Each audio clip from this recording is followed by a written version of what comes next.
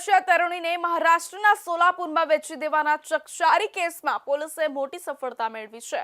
છેલ્લા 5 મહિનાથી પોલીસને હંફાવતી મુખ્ય સૂત્રધાર ફરઝાના ઉર્ફે ફજો રફીક શાહ આખરે પોલીસના શકંજામાં આવી ગઈ છે।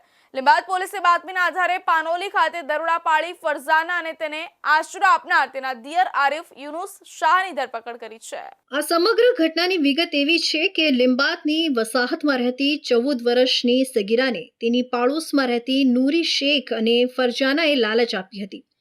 ગત વર્ષે આ બંને મહિલાઓ સગીરાને કેટરિંગનું કામ આવ્યું છે તેમ કહી લસકાણા લઈ ગઈ હતી। જોકે ત્યાં કામને બદલે સગીરાનો સોદો કરવામાં આવ્યો હતો। આરોપીઓએ સગીરાને શોએબ નામના શખ્સને 50,000 રૂપિયામાં વેચી દીધી હોવાનો પ્રાથમિક તપાસમાં ખુલાસો થયો હતો। લસકાણામાં શોએબ નામના શખ્સે સગીરા પર બળજબરી કરવાનો પ્રયાસ કર્યો હતો, પરંતુ સગીરા તાબે ન થતા શોએબે પોતાના રૂપિયા પરત માંગી સગીરાને રવાના કરી હતી। ત્યારબાદ નૂરી અને ફરજાનાએ બીજો ગ્રાહક શોધ્યો હતો। સગીરાને મહારાષ્ટ્રના સોલાપુરમાં એક હિન્દુ યુવક સાથે 2 લાખ રૂપિયામાં પરણાવી દેવામાં આવી હતી। અહીં સગીરા પર સતત 3 મહિના સુધી અત્યાચાર અને યૌન શોષણ ગુજારવામાં આવ્યું હોવાની હકીકત સામે આવી છે। સોલાપુરમાં સગીરા સાથે થઈ રહેલા અન્યાયને જોઈ તે યુવકની બહેનનું હૃદય દ્રવી ઉઠ્યું હતું।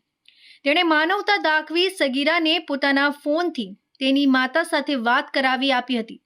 માતા સાથે વાત થતાં જ ખરીદનાર યુવક ગભરાઈ ગયો હતો અને તેણે સગીરાને સુરત પરત મોકલી દીધી હતી। સુરત આવ્યા બાદ સગીરાએ પોતાની આપવીતી જણાવતા સમગ્ર માનવ તસ્કરીના રેકેટનો પર્દાફાશ થયો હતો અને 25મી નવેમ્બરે મામલો પોલીસ સ્ટેશને પહોંચ્યો હતો। આ કેસમાં અગાઉ નૂરી શેખ અને તેના પતિ વસીમ શેખની ધરપકડ થઈ ચૂકી હતી, પરંતુ ફરજાના ફરાર થઈ ગઈ હતી। તપાસમાં બહાર આવ્યું કે ફરજાનાને છુપાવવામાં તેના દિયર આરિફ યુનુસ શાહે મહત્વની ભૂમિકા ભજવી હતી। આરિફની પણ આ ગુનામાં સંડોવણી હોવાનું જણાતા પોલીસે તેની પણ ધરપકડ કરી છે। લીંબાદ પોલીસના સબ ઇન્સ્પેક્ટર કે.એચ. ચૌધરી હાલ આ નેટવર્કના અન્ય તાર શોધવા તપાસ કરી રહ્યા છે।